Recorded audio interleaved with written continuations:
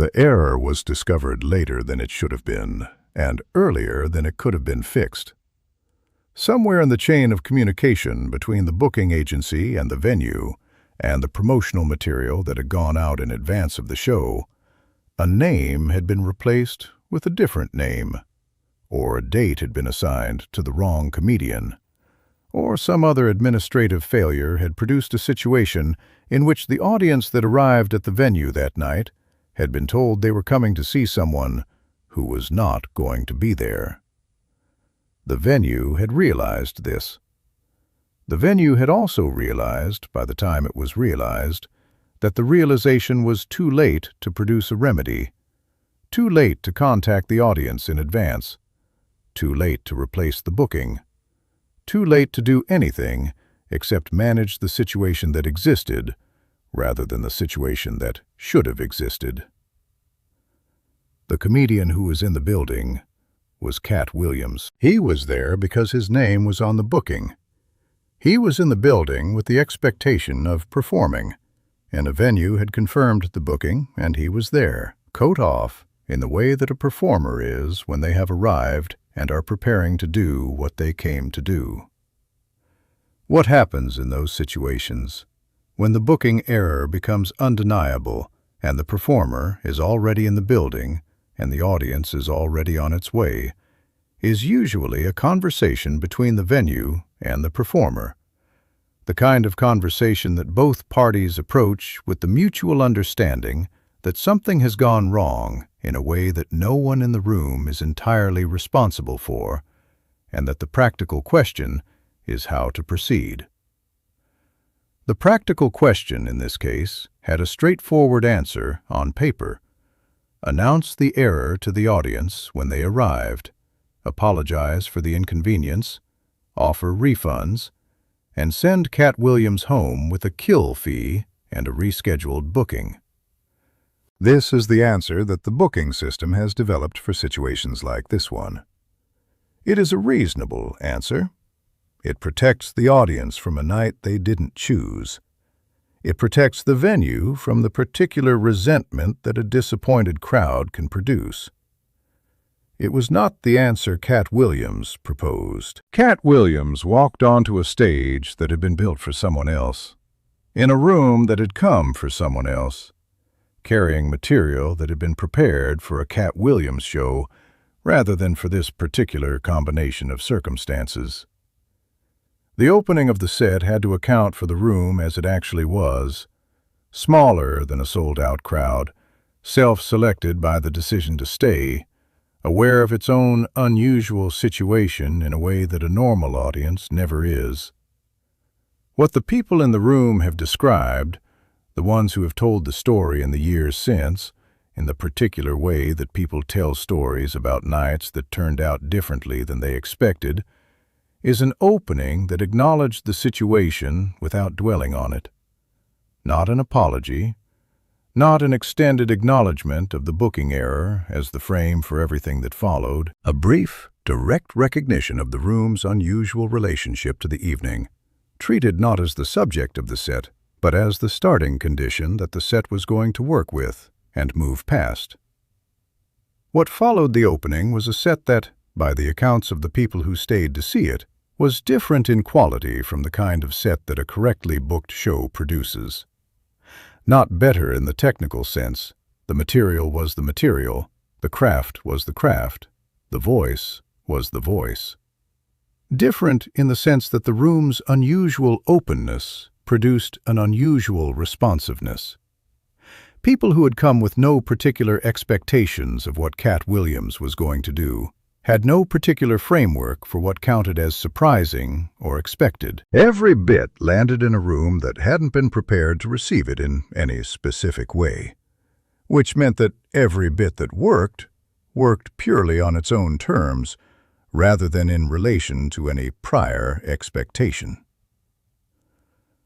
The room, smaller than it was supposed to be, filled with people who had chosen to stay for reasons they couldn't entirely explain, gave back to the set a quality of attention that the correctly configured audience at the correctly booked show would not have given.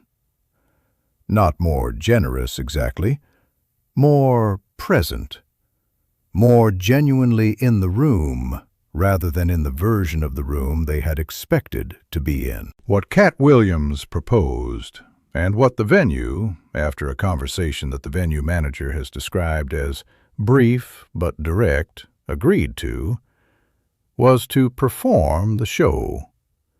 Not as a replacement for the advertised comedian, not as a consolation prize to be presented apologetically to a crowd that had been cheated of what it came for, but as a show.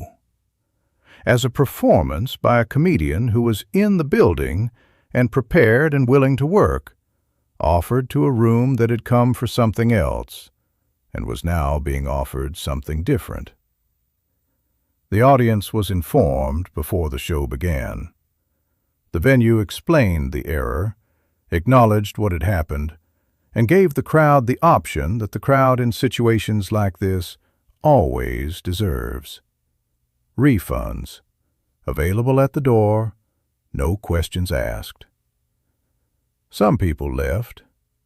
The accounts differ on how many. The number is not the point of the story and probably never will be, because the number is not what anyone remembers. What everyone remembers is the number who stayed. The people who stayed were, in a specific and unusual sense, the most honest audience a comedian could perform for. They had not come for Katt Williams. They had not chosen him, had not prepared themselves for his particular voice, or his particular approach, or any of the specific qualities that an audience that has bought tickets to his show brings to the room. They were staying not because of any prior investment in what they were about to see, but because of something else, some combination of curiosity, sunk cost reasoning, or the particular openness that comes from being in a situation where the expected frame has dissolved, and what you're left with is simply a comedian in a room with people in chairs.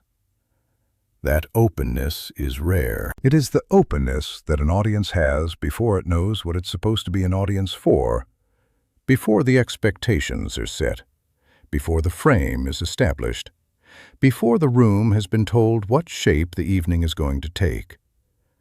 Most audiences arrive having already decided, on the basis of the name on the ticket and the reputation attached to that name, what they are going to experience. This audience had been liberated from that decision by a booking error. They were, in the most complete sense available, an open room. The people who stayed became, in the years after that night, the people who tell the story. Not because they had any particular knowledge that the evening would be worth remembering when they made the decision to stay. The decision was made in the few minutes after the venue's announcement, on the basis of incomplete information and the particular logic of a situation that hadn't been anticipated by any of the participants.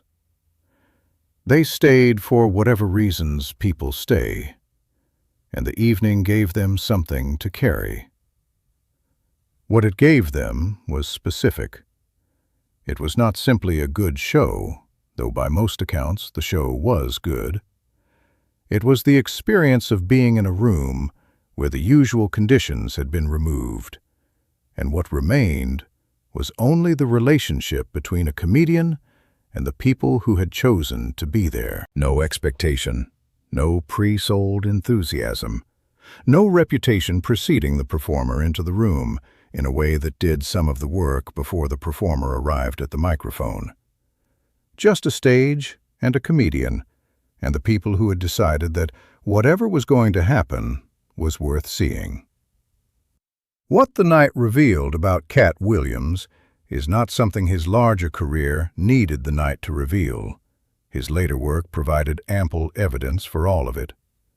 But the booking error gave this particular evidence in a form that nothing else could have provided. Evidence of a comedian who, when given the option of going home, chose to perform instead. Not because it was the profitable choice, or the strategically correct choice, or the choice that maximized the evening's value to his career in any measurable sense. Because the room was there, and the audience was there, and he was already in the building with his coat off, and performing was simply what he did.